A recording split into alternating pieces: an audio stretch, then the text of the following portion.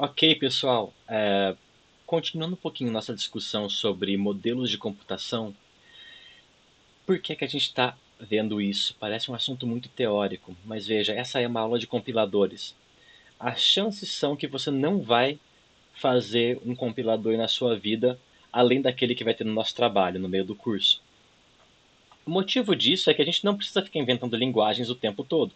As linguagens que existem costumam dar conta do que a gente está querendo fazer, até porque se você inventar uma nova linguagem, você vai ter que ensinar muita gente a usar a sua linguagem nova, o que pode ser pouco produtivo.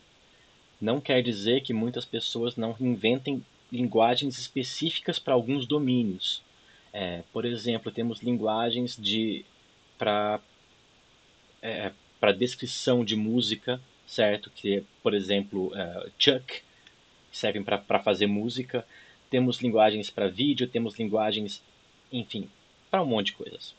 Essas linguagens de script de jogos costumam ser também, tipicamente são, partem de algum ponto comum, mas elas costumam ser linguagens de domínio específico. Aquela linguagem só serve para aquele jogo, certo?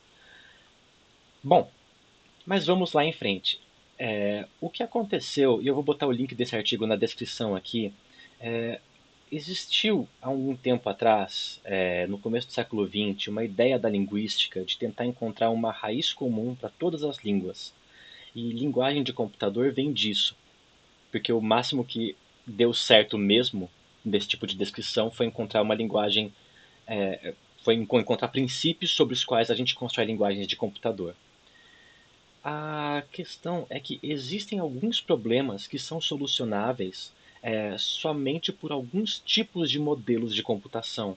E a gente vai ver isso mais adiante. Mas uma coisa muito relevante para nós é que, lembra, a gente tem a nossa máquina de estado, certo? E a gente tinha, lembra que a gente tinha algoritmos?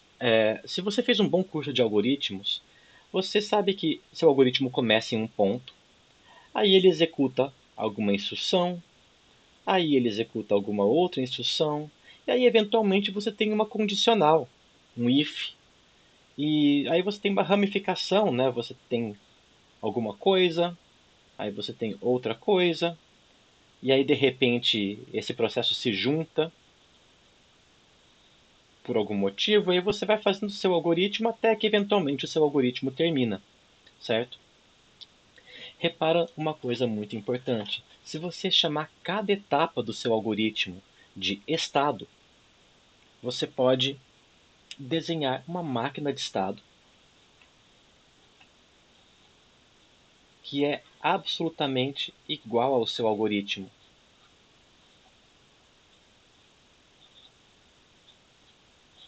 E aí então você faz lá a sua máquina de estados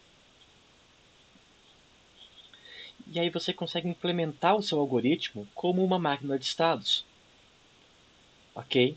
Repara que para isso acontecer de verdade, você vai precisar também de funções auxiliares na máquina de estados que dizem: olha, se o meu estado é, por exemplo, esse daqui, vou chamar de A, se o meu estado é esse A, eu quero pegar a minha variável tal e fazer uma operação com ela. Então você vai ter que ter alguma estrutura ali na sua máquina que permita fazer essa operação, tá certo? É, então você tem uma máquina de estados finitos, uma máquina de estados finitos como em o número de estados é finito. A gente vai chegar lá já. E acompanhando ela você tem uma estrutura que se chama caminho de dados, que é o data path, ok? Então você consegue fazer isso implementando então um algoritmo que você projetou no campo das ideias, só que você trouxe isso para a máquina de estados. Se você já fez um curso de circuitos digitais, circuitos lógicos ou alguma coisa assim, você já sabe que dá para implementar essa máquina de estados e também as operações, você consegue implementá-las todas usando portas lógicas. Ou seja, de repente essa coisa do mundo das ideias veio para o mundo real que eu posso botar num chip de silício, tá certo?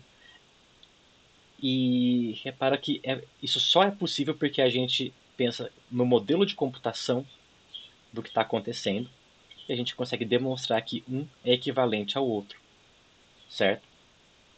Bem, e na verdade é assim que funciona um computador. Assim que você projeta um computador, um microchip, né, você desenha o algoritmo dele, depois, metodicamente, você passa para o silício. Quer dizer, ninguém está em lugar nenhum falando não quero esse transistor aqui, preciso calcular esse outro transistor. Isso é tudo automático. Essa equivalência de linguagens, ou de tipos de máquinas, permite que você transporte coisas descritas desse jeito para coisas descritas desse jeito, que é exatamente o que o seu compilador faz. Ele pega uma linguagem como C e transporta isso para uma outra linguagem, assembly provavelmente, e que faz e que no fundo são dois jeitos de dizer que estamos fazendo a mesma coisa, ok? Só que C tem as palavras reservadas de C e a linguagem assembly vai ter as palavras reservadas típicas da sua arquitetura. Quais são essas palavras? Não sei, mas se você sabe C e tem compiladores, você consegue compilá-lo para AVR, para ARM, para x86 e assim por diante, sem ter que aprender toda, todo o conjunto de instrução que é típico do seu microprocessador ou do seu microcontrolador, ok?